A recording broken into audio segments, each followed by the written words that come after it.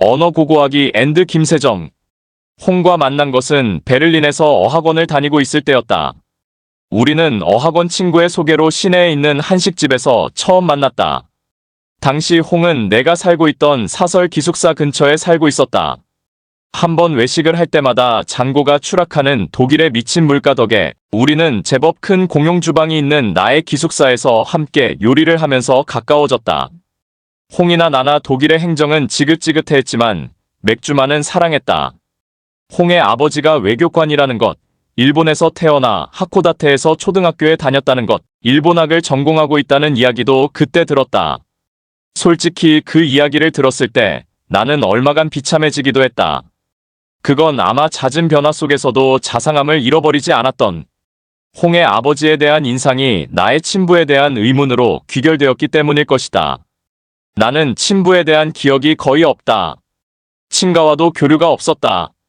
친부는 고등학교 때까지 복싱 선수로 활동하다 부상을 당한 뒤부터 구포시장의 도축업자로 일했다고 들었다. 내가 5살 때 심장병으로 죽은 그는 나에게 자랑할 만한 번듯한 직업조차 남기지 않았다. 고집불통에 자기밖에 모르는 사람, 자신의 욕망에 충실한 인간, 아들보다는 딸을 원해 내 이름을 중성적으로 지어버려 늘 사람들에게 나는 남자라고 해명하게 만든 사람. 그것이 내가 엄마에게 들은 친부에 대한 전부였다. 어릴 때는 친구들과 이야기하다 아버지에 관한 이야기가 나오면 괜히 조바심이 나기도 했다. 우리 아버지는 지금 해외에 계셔. 굳이 하지 않아도 될 이야기들을 읊어놓았다. 하지만 어느 순간부터는 그러지 않았다. 엄마가 재혼한 뒤부터는 나에게도 번듯한 아버지가 생겼으니까. 나는 새아버지를 친아버지처럼 이야기했다. 아버지가 곡물 사업을 하고 있다는 모호한 말로 사람들의 상상력을 은근히 조장했다. 친구들과 격투기 시합을 볼 때면 우리 아버지도 복싱을 했었다고 말했고, 식당에서 시킨 소고기가 생각보다 적어 보일 때는 아버지가 축산업을 해서 아는데 라는 말로 운을 뗐다. 처음에는 혼란스러울 때도 있었지만 어느 순간부터는 그렇지 않았다. 오류는 있었을지언정 틀린 말은 없었다. 그러고 보니 너희 할머니도 일본에서 태어났다고 하시지 않았어? 언젠가 홍이 그렇게 물은 적이 있었다. 물론 홍은 그 할머니가 혈연이 아니라는 사실은 알지 못했다. 나는 언젠가 그 말을 하려 했다. 때가 되면 홍의 머릿속에서 파편적으로 떠다닐 나의 가족들을 구분 지을 거라고 생각했다. 하지만 그러지 못했다. 일본에서 태어난 게 아니라 일본인이셔. 술에 취한 그날에도 그랬다. 나도 모르게 말을 내뱉고서야 아차 싶었지만 말을 고치기엔 이미 늦어버렸다. 홍은 미소를 지으며 말했다. 뭐야? 그럼 너 어떻게 보면 일본인 혼혈인 거네? 나에게 친근감을 느끼는 듯한 그 미소가 좋았다. 그 미소가 나도 모르게 거짓을 사실처럼, 허구를 진실처럼 이야기하게 만들었다. 그런가? 나는 중얼거리듯 말했다. 근데 부모님도 아니고 기껏해야 할머니인데. 얘 좀 봐. 21세기에 무슨 그런 시대착오적인 발언이야. 피곤함에 지쳐있던 홍의 눈빛이 갑자기 선명해졌다. 됐고. 할머니 이야기 좀 더 해봐. 혹시 자세히 말해줄 수 있어? 그 즈음 홍은 소논문을 위해 일본 여성들의 이주사를 정리하고 있었다. 결국 나는 해명하는 일을 포기했다. 구포동 할머니가 도쿄도 후추시에서 태어나 자랐다고 오랫동안 부용회라는 제한일본인 처들의 모임을 주도적으로 이끌던 사람이었다고 아버지에게 들은 그대로 말했다. 쌀가게에서 나오는 수익을 몇 번이나 빼돌려 해방 후 남편에게 버림받은 여인들의 생계를 돕고 홀로 이국 땅에서 죽은 그들을 위해 손수 장례까지 치러주는 바람에 할아버지에게 죽도록 맞은 적도 있다고. 그러고 보니 이번에 장례식 끝나고 할머니 노트 가져왔는데. 노트? 무슨 노트? 그게 할머니가 좀 특이한 분이셨거든. 그리스어 공부가 취미셨어. 나는 서랍 어딘가에 있는 할머니의 노트를 가져왔다. 할머니의 장례를 치른 후에 엄마가 버리려던 것을 겨우 말려서 들고 왔다고. 구포동 할머니가 살아있는 동안 썼던 수십 권의 노트들 중 하나라고 했다. 아, 만약 내가 여기 머물며 트로이의 도시를 두고 싸운다면, 아하, 내게서 귀향은 사라지겠지만 불멸하는 명성을 얻게 될 것이다. 할머니는 이 부분을 반복적으로 필사하셨어 라고 나는 말했다. 일리아스의 문장이래. 왜? 그야 나도 모르지. 잠깐 줘봐. 홍이 할머니의 노트를 들고 가더니 빠르게 뒤쪽의 페이지를 훑었다. 할머니랑은 한국어로 소통했어? 응. 정확히 말하자면 일본어가 침투해오는 부산식 한국어긴 했지만 너희 할머니 작가였어? 무슨 소리야? 너 뒷부분 안 읽어봤어? 그냥 필사노트라 앞쪽만 읽었는데? 홍이 나를 빤히 바라보더니 다시 노트를 건넸다. 그러고는 마지막 몇 페이지를 다시 읽어보라고 했다. 나는 얼떨떨한 표정으로 그녀에게서 노트를 건네받았다.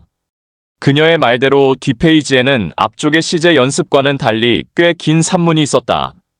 모두 그리스어로 기술돼 있었다. 할머니는 그 위에 일본어로 아오리스트의 마지막 습작이라고 적어놓았다. 나는 홍을 한번 쳐다보고는 이국의 문자들을 멍하니 응시했다. 모든 아오리스트는 언어의 흐름 속에서 소외된 존재다. 그러나 소외되었다는 사실이 사라짐을 의미하는 것은 아니다. 아오리스트는 단일하고 완결된 사건이지만 지속성과 반복성을 배제하지는 않는다. 아오리스트는 사라짐이 아니라 한순간의 존재다. 아오리스트는 불멸하는 명성을 추구한다. 끝났으나 끝나지 않은 것들을 찾아 헤매고 떠나왔으나 정주하지도 귀향하지도 않으며 죽었으나 결코 죽음 속에 내버려두지 않는다. 마치 나의 아이처럼, 마치 아이를 끊임없이 생각하는 나처럼 알 수 없는 것으로 끊임없이 남겨두려 하는 자세를 견지함으로써 영원한 탐구가 가능해진다. 나는 무정 CJ다. 나는 한 명의 아오리스트다. 그리스어 수업은 처참한 성적표와 함께 끝났다. 홍의 말대로 나는 이미 수준급의 그리스어 지식을 가지고 있는 학생들 틈에서 시간이 갈수록 기가 죽었고 독일어로 작품을 써내느라 수업조차 제대로 참석하지 못한 날이 잦았다. 그리스어를 다시 공부하기로 결심한 것은 그로부터 반년 뒤였다. 졸업작품을 최종적으로 제출한 늦가을부터였다. 홍과는 그 즈음을 전후로 헤어졌다. 나는 학업에 뜻이 없었고 독일에 계속 체류할지조차 불확실한 상황이었지만 홍은 미국에서 박사 유학을 계속하고 싶다고 했다. 우리는 이미 이국에서의 만남과 헤어짐에 익숙해질 대로 익숙해진 사람들이었다. 그래서일까? 서로의 삶을 응원하고 깔끔하게 돌아섰던 마지막조차 지극히 자연스러운 과정처럼 느껴졌다. 한국에는 돌아가기로 결정했어? 아직 잘 모르겠어. 교수님이 졸업작품을 출간해보자고 하시는데 너는 마음에 안 들지? 홍의 즉답에 나는 천천히 고개를 끄덕였다. 응. 결말 부분을 좀 더 고치고 싶어서. 신중하게 써야지. 홍이 말했다. 너희 할머니 얘기잖아. 나는 그 말에도 잠시 주춤했다. 이번에도 홍의 대답이 곧장 돌아와서는 아니었다. 너희 할머니라는 말. 마음이 잠시 흔들렸다. 일본에서 보고 싶은 게 있어. 겸사겸사 한국도 잠시 가고. 다른 계획은 있어? 그냥 친구들이나 만나겠지. 그간 미룬 성묘도 좀 가고. 홍이 말없이 고개를 끄덕였다. 그래도 그건 좀 궁금하네. 뭐가? 너희 할머니가 쓴 글들. 너는 마지막까지 왜 연구에 도움이 될 것 같아? 그간 미국행 준비로 바빴는지 홍의 얼굴이 부쩍 수척해져 있었다.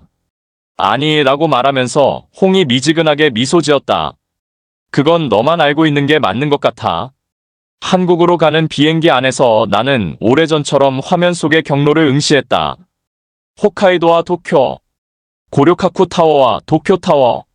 이제 나는 그곳으로부터 밀려나고 있었다. 오쿠니타마 신사와 유쿠라 신사로부터 내가 한때 가깝다고 느꼈던 공간들로부터 멀어지고 있었다. 그러나 그 장소들에 대한 체감까지 사라진 건지는 알 수 없었다.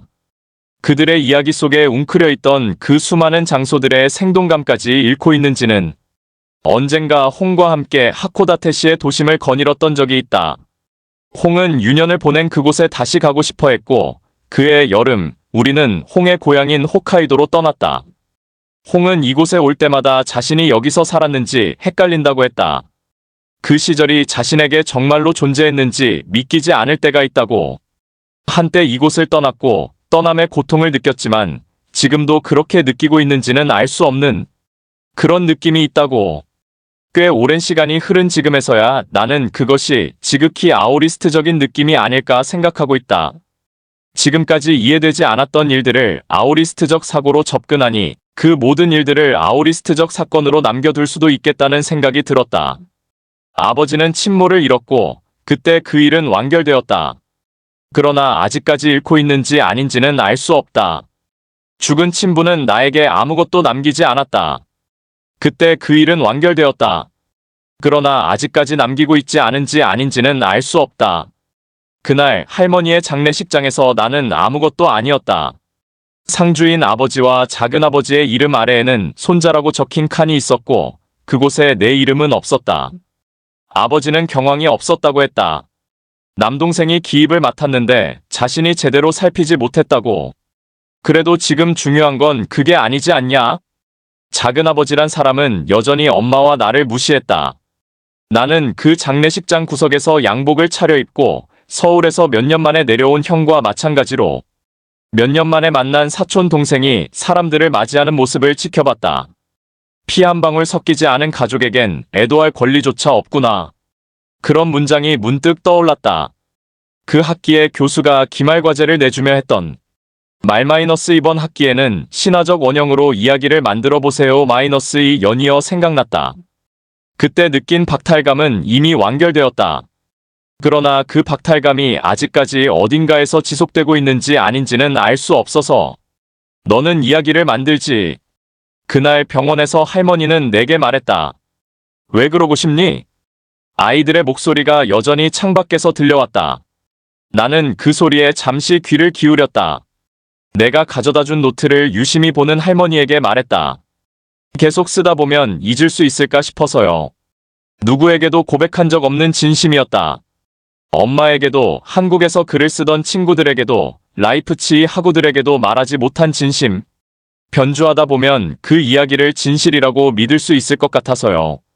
그러자 할머니가 갑자기 나의 손을 덥석 잡아들었다. 그러지 마. 네. 나는 당황했다. 그런 신음에 가까운 말을 내뱉고는 아무 말도 하지 못한 채 할머니의 얼굴을 바라보기만 했다. 할머니는 왜 그런 말을 했던 것일까? 그때는 이상하다고만 생각했다. 하지만 지금은 다르다. 할머니가 나보다 오랫동안 글을 쓴 사람이란 걸 알고 있으니까. 비록 할머니에게 나는 지극히 언어적인 차원에서의 손자에 불과했지만 할머니의 글을 읽으면서 그 마음을 조금이나마 짐작해 볼 수 있었다. 할머니는 왜 일본어도 한국어도 아닌 언어로 글을 쓰기 시작했을까? 평생토록 자신의 삶을 부정당한 사람은 그 부정조차 부정할 수밖에 없다. 하지만 그런 이중부정이 삶을 긍정의 세계가 아니라 영원한 미지의 세계로 비타협의 상태로 남겨둔다면 어떨까? 미정도 부정도 아닌 그런 상태에서 영원히 벗어날 수 없다고 할지라도 그 왕복운동으로 인해 삶의 진실에 가까워질 수 있다면 비록 할머니의 글에 신화와 문법에 대한 오독이 있을지라도 나는 할머니가 노년에도 조화나 타협을 포기한 진정한 예술가라고 생각했다. 내가 할머니에게 완료형이 될 수 없는 시제였던 것처럼 나에게도 예술가 하나코는 완료형이 될 수 없는 시제다. 할머니와 나는 그런 점에서 닮았다. 우리는 현재와의 연결성이 불확실한 아오리스트였다. 어쩌면 그래서 여전히 그리스어를 배우고 있는지도 모른다. 아오리스트를 쓰기 위해, 아오리스트로 말하기 위해 나는 무덤이 되고 싶다. 한때 무정시제라는 언어체계였으나 그 야성적인 규칙에서마저 빠져나가 버린, 정해지지 않았다는 규정에서조차 탈출해버린 야성의 시간이 묻힌 어느 번박한 무덤이 되고 싶다. 후추시에 도착했을 때는 이미 늦은 오후였다. 미리 예약해둔 호텔에 들러 체크인을 했다. 할머니의 노트를 넣은 백팩을 메고 바깥으로 나오니 어느새 해가 지고 있었다. 인터넷으로 알아본 식당은 신사 근처였다. 신사 정문에서 본당까지는 꽤나 기다란 돌길이 일자로 뻗어있다. 홍과 하코다테를 방문했을 때 들렀던 유쿠라 신사와는 확연히 다른 풍경이다. 붉은색과 검은색으로 말끔하게 도색된 유쿠라 신사의 도리이와 달리 이곳의 석조 도리이에는 검은 이끼들의 흔적이 역력했다. 밝지도 않고 화려하지도 않다. 단지 회색빛으로 수수한 존재감을 드러내고 있을 뿐. 길을 따라 양쪽에 늘어선 나무 도리이들도 마찬가지였다. 성역의 기둥들은 차라리 무덤가에 꽂힌 묘목들에 가까워 보였다. 할머니의 소설은 이곳 오쿠니타마 신사의 어둠 축제를 배경으로 시작된다. 주인공은 이곳을 떠났던 어린 할머니와 같은 나이인 8살 소녀다. 어머니와 아버지의 손을 잡고 2000년의 역사를 지닌 신사로 들어선 소녀. 그러나 어째서인지 일본식도 한국식도 아닌 안티고네라는 이름을 가진 소녀의 얼굴 위로 노란 등빛이 번진다. 나는 할머니의 소설을 손에 쥔 채 그들의 맞은편에 쭈그려 앉는다. 이곳에는 빛이 없지만 저곳에는 빛이 있다. 그 빛 속에서 소녀는 부모님에게 신사의 전설을 듣는다.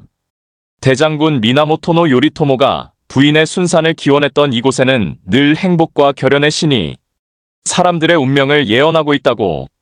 앞으로 우리 딸은 어떻게 살려나? 그런 물음으로 시작되는 소설은 오로지 어머니와 딸의 대화로만 이루어진다. 마치 미래를 단정 짓듯 혹은 예언하듯.